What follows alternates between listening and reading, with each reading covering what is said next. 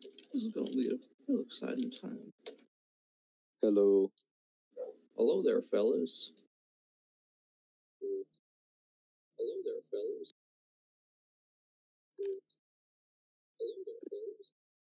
Welcome to the stream. We're going to be streaming Zeep. Westwide Media. 1-800 Tales of the Wild Zeep. Look and go. Ooh. Okay. Ugh. Yeah, volume 0. Oh, I love this already. Oh, yeah. Woo! His little flip. All right. Oh boy, we gotta choose The a wild story. Zeep swallows the cloud. Read me a bedtime story. Yeah, the Zeep swallows the cloud. I like swallows the cloud. Westwide Media presents. Yeah. An ugly big old boy. The wild Zeep swallows a cloud. Oh! All right, come on, narrator. Okay. The morning the wild Zeep swallowed a cloud, his face turned gray, and he rose high above the... Oh God, help me! I don't think I'm cut for this. He said unhappily as a bird flew through him. My feet enjoy the feel of the earth too much. He was worried because he had been invited for dinner at Zema Zeep's house, and he didn't want to be late. Oh God, I don't want to be late. Zema was a proud Zeep who cooked days in advance for special dinners, so it was especially important for Zeep to be prompt. I want to be fucking healthy. The wild Zeep couldn't steer the cloud he swallowed and wondered if it would ever land. He was not a wild Zeep with the fondness of heights, so when he swallowed the cloud, he felt a bit queasy. Oh, I don't feel so good.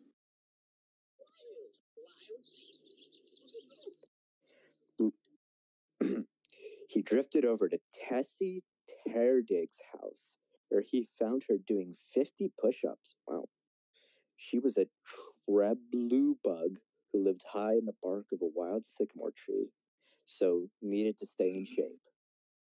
At 7,300 feet, sap beetles were plentiful, juicy, and sweet, the perfect appetite such as hers. What is she? Ew. Oh, why, oh wild Zeep, cried Tessie as it's a he, hovered near her door. You have become plump and gray, and I have never known you to float through air. Usually, you leap, hop, and skedaddle up to my tree and visit me, I know, said the wild Zeep it was my unhappily. greatest misfortune to have swallowed a cloud early this morning. I don't know where I'm heading or where I'll land. It is sure to be a dark day. Well, I believe, said Tessie, practically. The clouds in your belly is making you act and feel like a cloud and affecting the mood of everyone around you.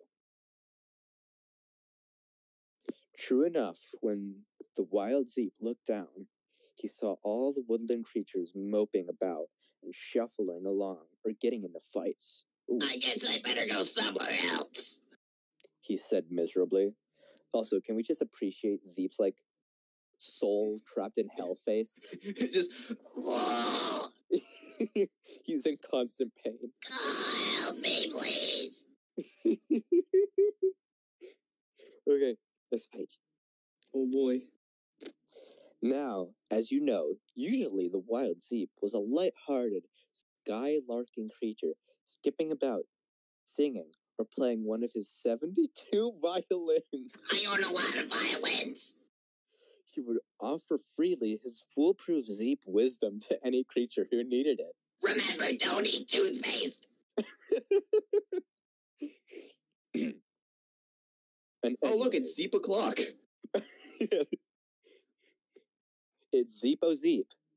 Oh, wait. Oh, no. What'd you do? Ah, there we go. You activated my Zeep menu. And anyways, around 4:30 in the afternoon, he would begin whipping up a delicious banana rhubarb crisp or some apple sop soup topped with orange rind and ginger butter for any friends who stopped by after dusk to chat. Most folks would find themselves grinning at the mere sight of the wild Zeep. There was no doubt that being a cloud was contrary to the nature of the wild Zeep. Oh, I hate the wild Zeep. Oh, yeah. I want him dead.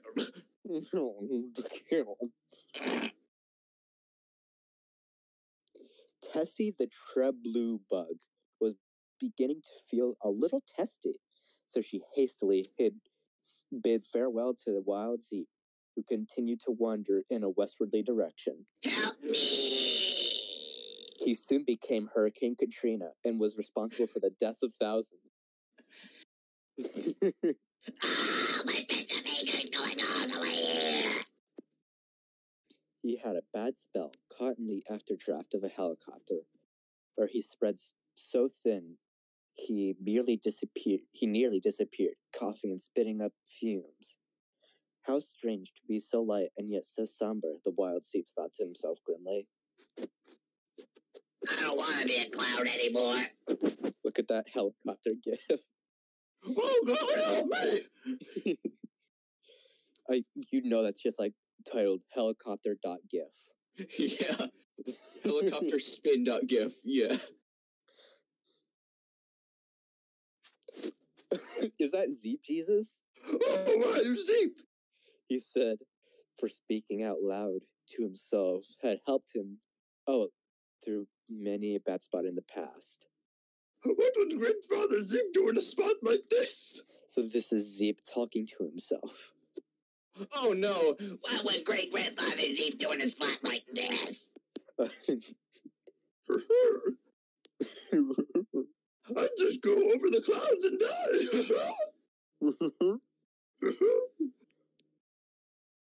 He recalled the story his great-grandfather told him about the time he'd been practicing goose and swan dives, was caught in a ferocious current of the Stormy Kill River. Wow, that's a pleasant river to I'd want my kids swimming in that. Yep, that's a safe river. That sounds like my Sonic OC name, Stormy Kill. Stormy Kill the Hedgehog. Great-grandfather just let his Zeep body flow with the current till he wound up safely on the shore, a few 100 miles away from his home. And by safely, I mean he died. Safe, like some 100 miles away from his home, that's not safely. Yeah. Okay.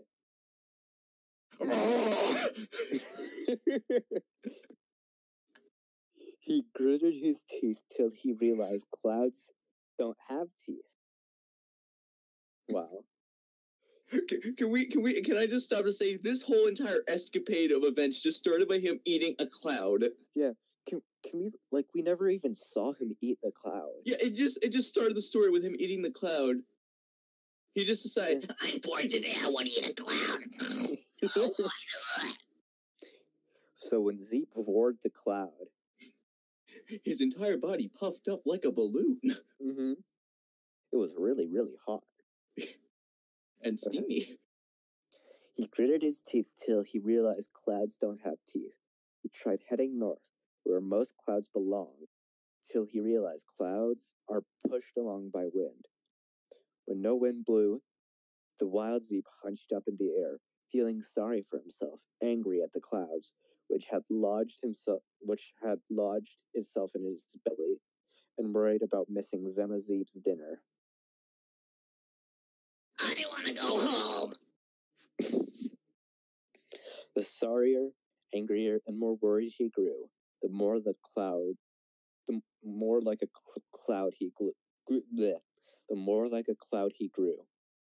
Other clouds began pushing toward him and bumped, bullied, shoved, and rolled, and lumped, smack, bam, right into the wild Zeep. Oh, what a loser!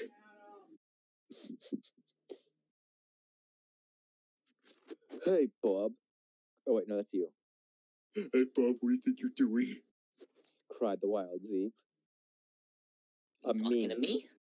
A mean, tough-looking cloud said. And then another cloud jeered. Little did the Zeep know that clouds were always meant to be silent. What? Another cloud jeered. What kind of cloud are you anyway? All the clouds began pushing and shoving till the poor wild Zeep, well, he was fit to burst.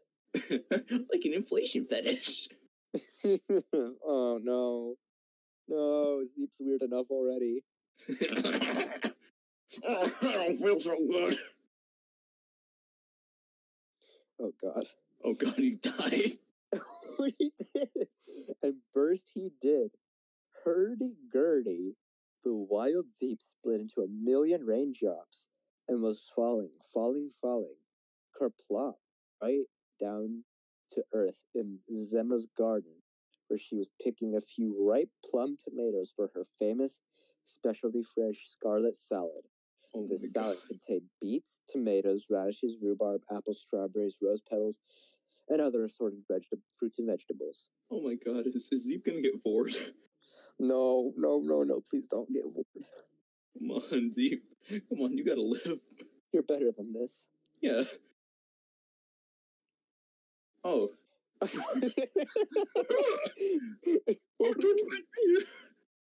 Zemma, known for the calm way about her, looked with no surprise at the wild Zeep who had landed amidst the bunch of cabbages. Did you see that storm that went through? That was a doozy, but you're looking thin, old wild Zeep. Zemma said, concernedly peering over her fancy spectacles. Also, how'd you get my garden? Yeah. Why did you fall and crush all of my cabbages? Yeah. Why'd you do that? Why'd you do that? How are you not dead? Mm-hmm. You fell like 50,000 feet from the sky. Also, why do you look like you're already dead? He looks like he died on impact. Zemma's just talking to a corpse. Oh God, who's this? Oh no. After giving him a peck on the cheek, she said, doesn't that mean... Come on, remember some creamy almond corn soup and that'll set you straight. Then we can exchange recipes and chat with my other friend this evening, Mr. Zeppelbrum. Mr. Zeppelbrum was a lily farmer who lived right up the road. He was famous for his mighty appetite and was especially partial to Zemma's creamy soups. He had only one fear in the world. He was a bit scared of heights, so he wore a large hat to avoid looking at the sky. Hi, children. That's not how heights work. Why does his face look like it was just modified and liquefied?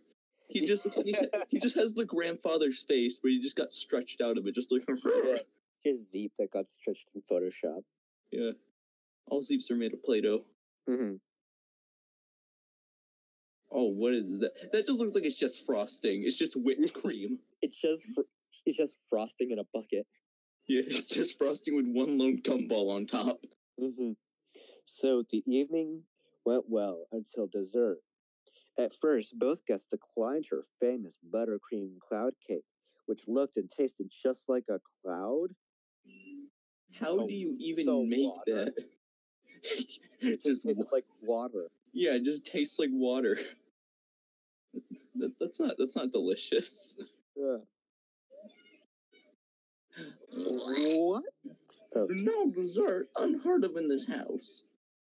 Mr. Zeppelbaum claimed to be absolutely stuffed to the chin, but the wild Zeep bravely took a spoon in hand to try the delectable confection. For just a moment, the wild Zeep had a spell of dizziness, but this soon passed. Quite relieved to be still on solid earth, Wild Zeep praised their talented hostess by recalling his finest poetry in her honor. What? Wubba love dub, thank you for the grub. Let's hear this Zeep poetry. Oh boy. Wait, that's not poetry. Oh, I guess we don't actually get to hear the poetry. Oh, that's lame. Zemma Zeep was listening so intently, she polished off the whole buttercream cloud cake, and that night had a wonderful dream about flying between the stars. Help me, I have no oxygen up here.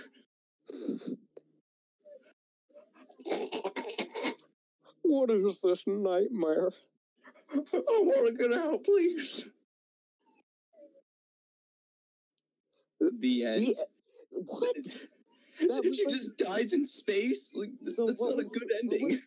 What was the moral? This is obviously a children's game. Yeah, so what is the moral of that story? Yeah, like this is surreal. With the wild Zeep and the other thing. Oh. Okay, first, before we do anything else, I want to hear Zeep's actual voice. Let's hear it.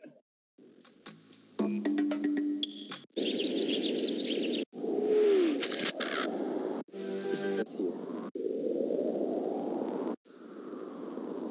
Wait, where is it?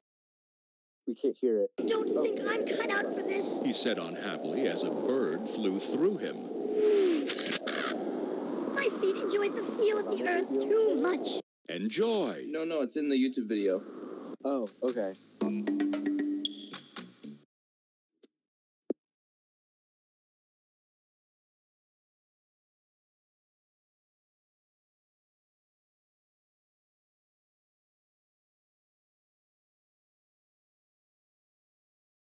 So yeah, turn the volume back on.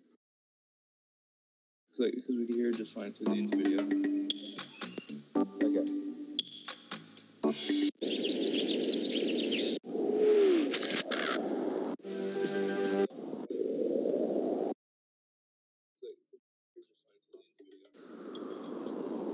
I don't think I'm cut out for this, he said unhappily as a bird flew through him. My feet enjoyed the feel of the earth too much. He was worried because he had been invited.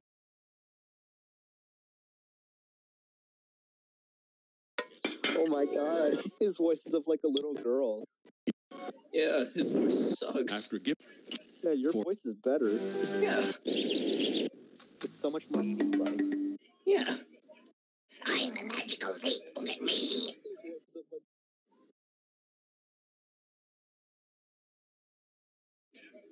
Alrighty, let's do the other thing. Wild Zeep, the other thing. Oh boy, here we go. The wild Zeep and the other thing. Well, that's. We need you, narrator. Oh, okay, here I am. The wild Zeep was eating dinner with his friend, Sloggarth the snail. He liked creatures who were hearty eaters, and he himself never refused seconds. They were eating. What? Look at his face in the back. Just... Oh my god. He can't do that. Yeah. Why is he doing that? Why is he so much smaller than a chair? Oh yeah. Well, I mean, he is like a little girl, I guess. Yeah. All right. Carry on. And he himself never refused seconds. They were eating the wild Zeep's famous celery stew, pickled beets, wild rice, a staple in every wild Zeep's diet. And for dessert, his exquisite butternut squash pie with sarsaparilla syrup. Why are all the foods in this so detailed in their descriptions? Yeah. Why does this sound like something that Willy Wonka would make for lunch? Yeah, or this more sounds like something that you'd find at a hipster restaurant. Yeah. Why is it also healthy? Yeah. It's vegan meals. Yeah. Okay. Alright. Sloggarth the snail leaned back and loosened his orange belts. That was a feast to dream about for weeks, he exclaimed. The wild Zeep said modestly, Oh, it was nothing. I just do this and that and the other thing in the pot and planting. You know, said Sloggarth suddenly, I've always wondered what the other thing was. Oh, you want to know what it is? It's you next. Mm-hmm. Alright. The other thing, asked the wild Zeep with a puzzled look on his face. Yes, said Sloggarth. This, that, and the other thing. Whatever is the other thing? The wild Zeep, for the life of him, could not figure out what the other thing was. Existential crisis.exe. This is like an existential crisis for children. What is the other thing? What do you mean the other thing? Okay.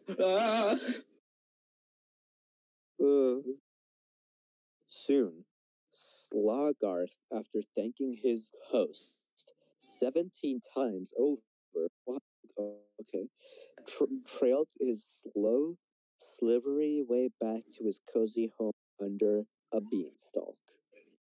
That's not a good home. Where's his bedroom? Yeah, how does he fit in there? Yeah. How does he even fit a shell inside there? Yeah. All right, next page. Here's the bed. He just looks depressed. He's just like, what He's so I don't sad. I don't even know what the other thing is. Like, what is this some kind of prank? Like, what is this? Okay. And the wild Zeep, well, the wild Zeep did not sleep much that night. He was depressed. He tossed, turned, tumbled, twisted and twiddled his thumbs till dawn. I need sleep. The more tired he is, the more deep his voice is. Oh my god, that picture's like sort of artsy. All right. As soon as the sun rose, the wild Zeep jumped out of bed with such oomph that he hit his head on the ceiling and hollered with such force.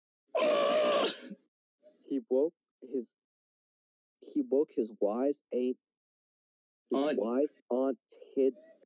Tildy? Wait, I thought clear his aunt was Zelda. Yeah. Clear across town. Immediately, she sped over to Wild Zeep's house. She just hears her nephew scream and runs over there as fast as she can. Whatever's wrong with you? Cried Aunt Tildy. You're never up at the first crack of dawn. The Wild Zeep said, I have not slept a wink since thinking about the other thing. What is the other thing? Asked the curious Aunt Tildy. I have no idea just now, but I'll let you know in a week.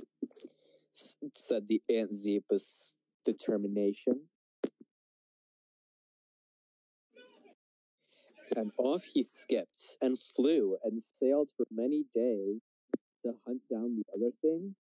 For, like all Zeeps, the wild sleep until he found answers to his questions about life. This is for kids, but why is this so morbid? Well, it's not morbid, it's just surreal. Yeah. Like, I've never once felt so much passion about some butternut dude. Yeah. Like, I love this already. Yeah. Like, this is better than I could have ever thought. Yeah. I'm glad that I know about this. Oh, what is this? The wild Zeep poked through the luscious jungles, hunted in the hottest deserts, paddled through the bog water of swamps, leaped from sand dune to iceberg till, at long last, on the shore of a little sea, he found the other thing. Now the wild Zeep could not tell you exactly how he knew it was the other thing, except that it was not this and not that, and could only be the other thing. This hurts my brain. It looked like a falling star. It felt cool and smooth as a mirror, and smelled like the roots of a dandelion just unearthed. That's so specific, but yet it looks just like grass with a texture on it. It just looks like a flower with missing textures. Yeah. Yeah. And he's like happy about it, just like, aha, I found the missing thing. No, you didn't, buddy. You just found a flower with missing textures. Yeah. If you didn't know what the missing thing was, like, are you... Where did he find a horse? So, the wild Zeep put the other thing in his pocket, galloped furiously home on a speedy white horse named Winifred, and planted it in his celery garden. Hyper speed! Ludicrous speed! Maximum speed! Mm-hmm. No, it's like Gandalf and his white horse that he just calls out from nowhere. Yeah. What is this?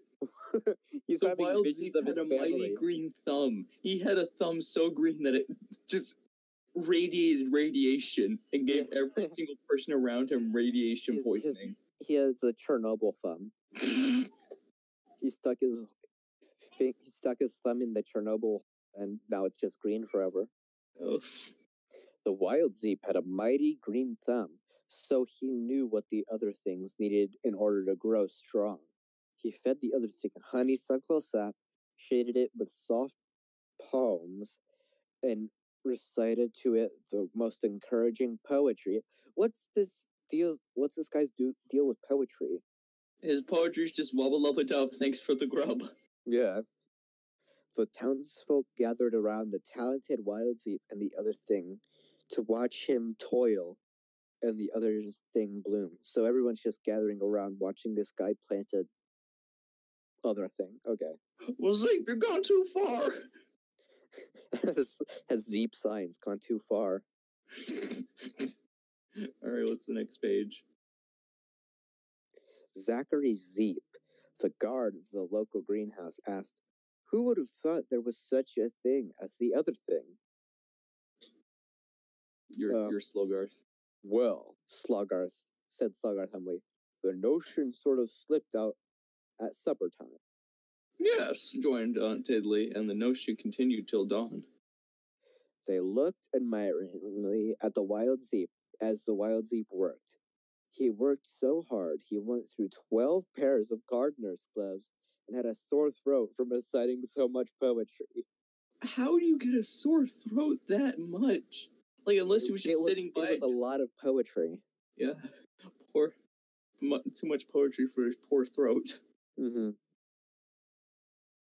Where'd he get a ladder? Soon, the other thing grew, taller than all of them, and the wild Zeep propped a ladder against it for easy climbing. It looks like something like out of Space Jam. Yeah. It's like Zeep just like flew over to this wild plane. He's just like, I'm gonna stick this ladder in it and save the day. Mm-hmm. Oh my god. That's like it's the size of a building. That's like a fortress. The fortress of the other thing.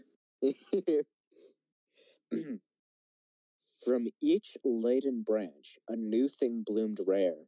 Beautiful blooms, blossoms that looked like antlers of the ancient wildebeest, dew in a rainstorm, a syllable of sleet, an arrow as long as the world is round, a finch's wing, a silvery scale of a fish, a soprano's highest note. What is this? How did this come out of a thing? Like, my mind hurts. Trying to comprehend it. I'm starting to think that Zeep wrote all these stories and he just made everything up as he went. Yeah. Trying to make himself the hero. Oh god, he's depressed. How is he still depressed?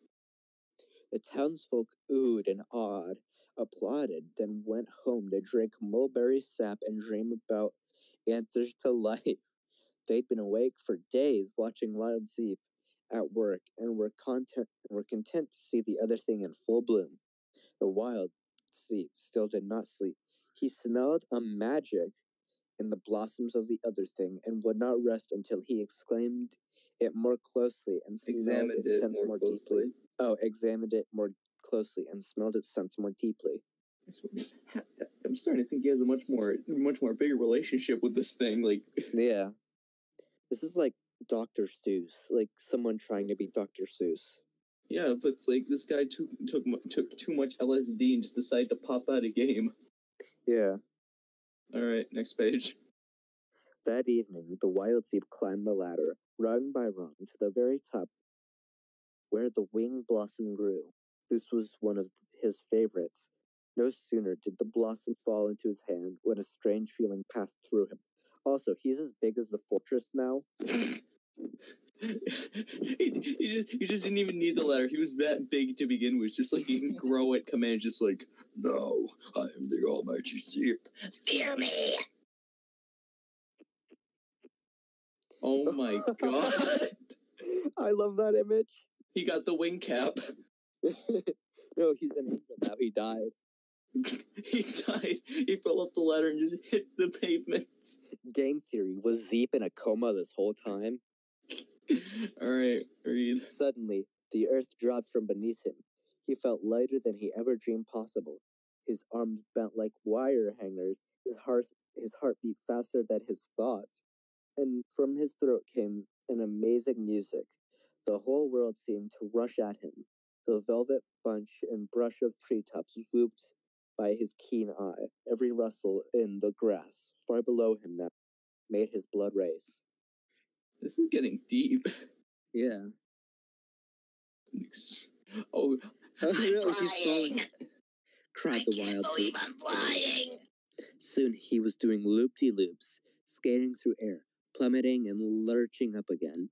There wasn't a more delighted wild Zeep in the whole universe. Where are his wings? Yeah, they're just gone now. Yeah, he was hallucinating the whole time. He's actually in his bed and just like a drug-induced seizure. Yeah. Oh, what is this?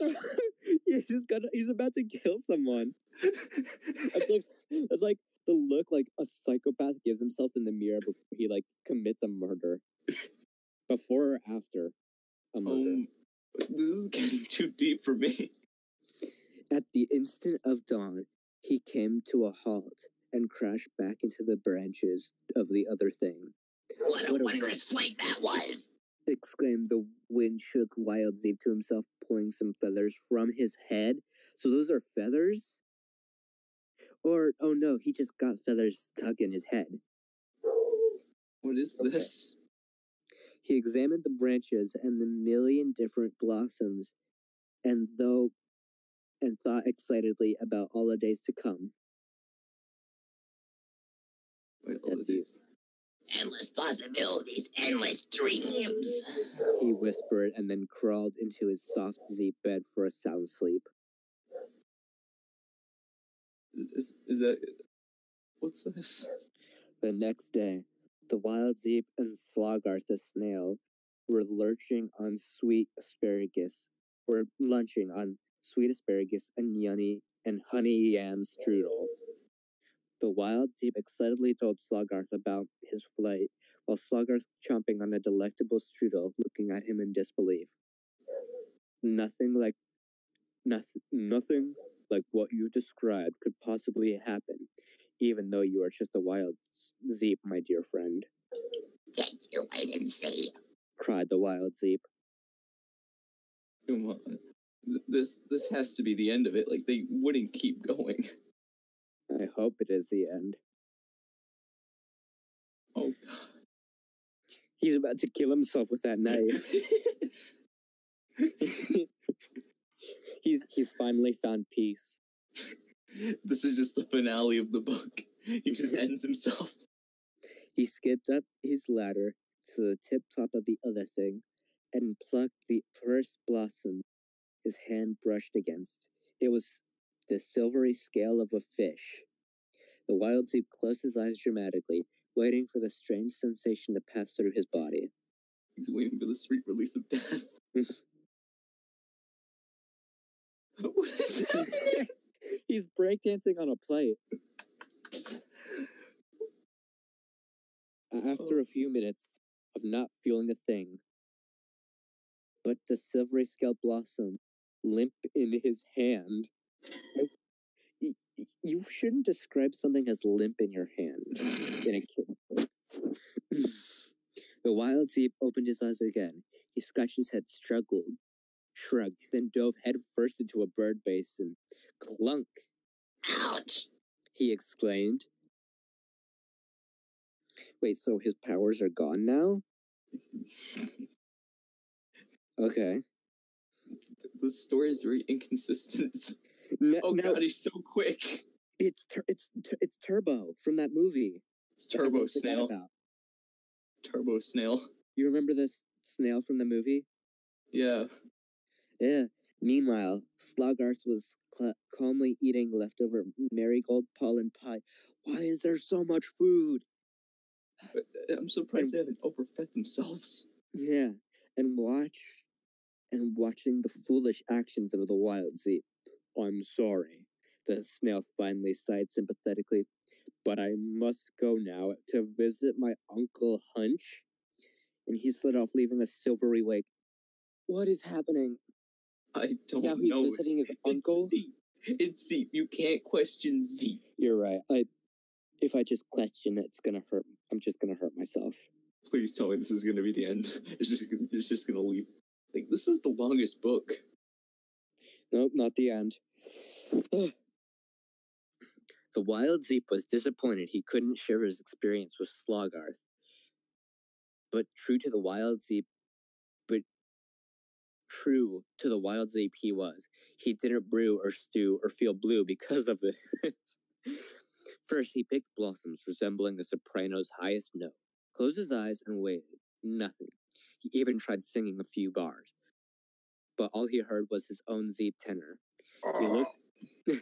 He looked at the many rare and colorful blossoms, but didn't have the heart to pick any more. The wild Zeep realized that the other thing had lost some of the magic for him. He's depressed now, like, Jesus. He's depressed over a thing. No, he's depressed over the other thing. Oh, yeah. What is this? Okay, fish now. Later that night, the wild Zeep dreamed he was in a brook, darting and pausing, floating and skimming on a feathery fin looking to either side of him. So wait, that's him. Oh my god, that Zeep fish. He's like an animorph. Oh my god. No, he's a furry. That's his persona.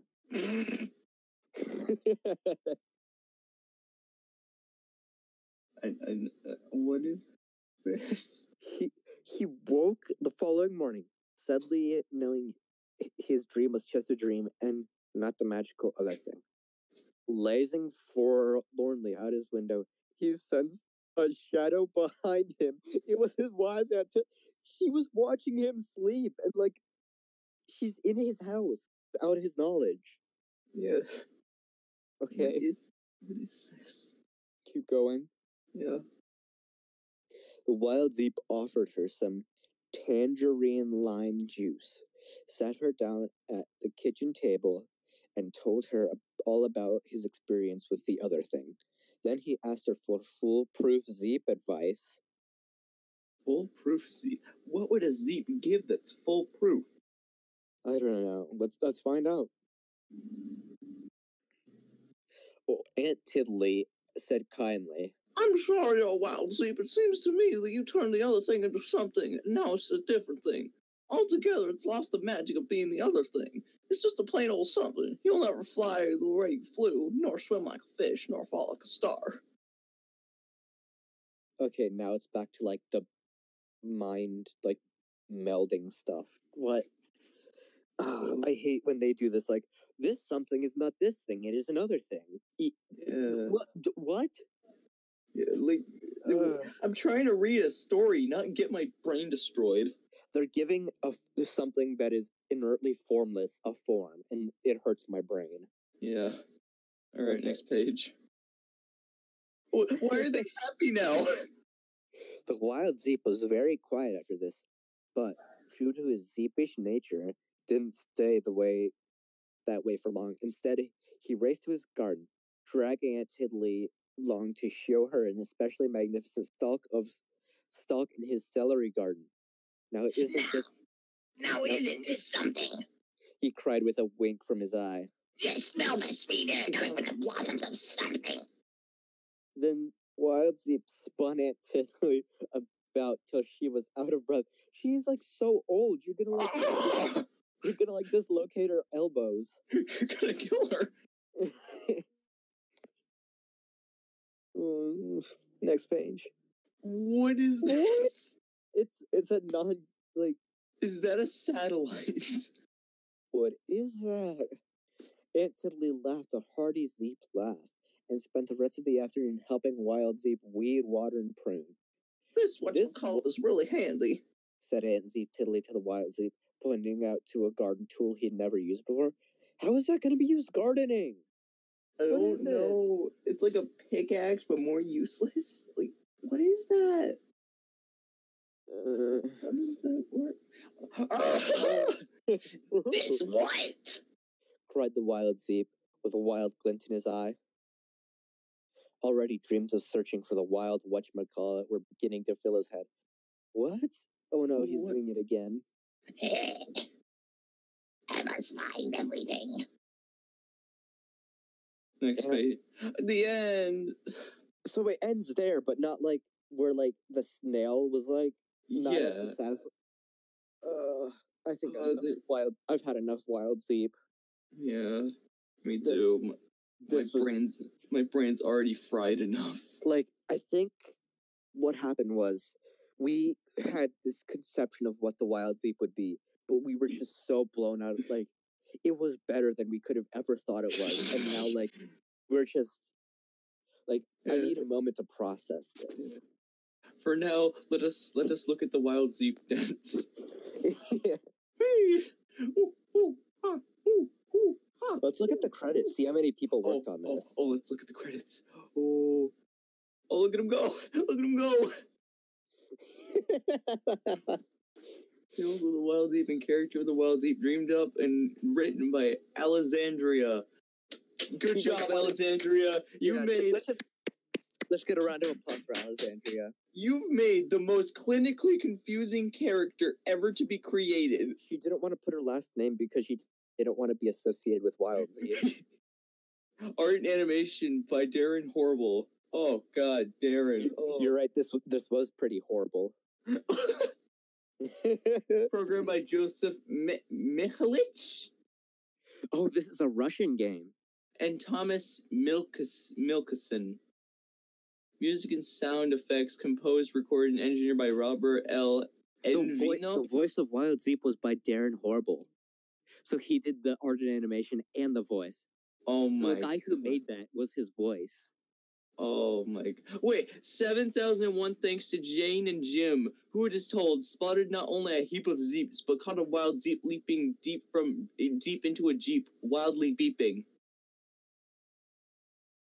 I'm sorry, what? There's no words for this. Yeah, well, there is one. Well, I mean, there is one word. Look at him go. Yeah.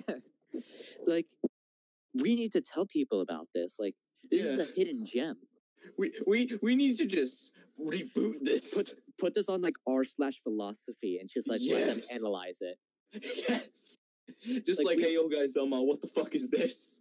We need to give the word of God, not of God, of Zeep to people. Zeep is now a new religion. Yeah, I'm a Zeepist.